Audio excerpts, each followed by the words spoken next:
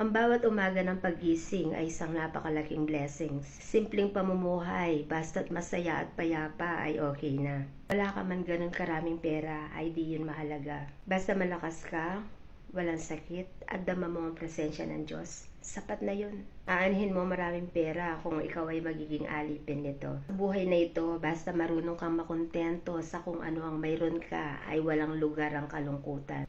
Basta marunong kang magpursigi, hindi ka mananatiling nangangarap lang. Pagkukulan mo ng pansin ang mas pinakamahalagang bagay sa buhay mo. Pamilya, kalusugan, higit sa lahat, Diyos. Mga yan ay magiging matibay na kalasag natin upang makapagpatuloy, upang magkaroon ng saysay ang bawat pagbangon at paggising natin sa bawat umaga. Kailangan natin ng balansing buhay upang mabuhay, upang tunay na maging maligaya. Ang bawat araw ay isang pribilehiyo. Pahalagahan ang bawat tiktak ng orasan.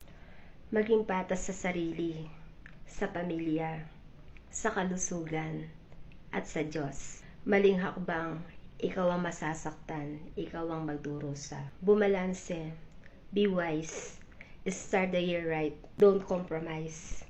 Revive your faith, God above all.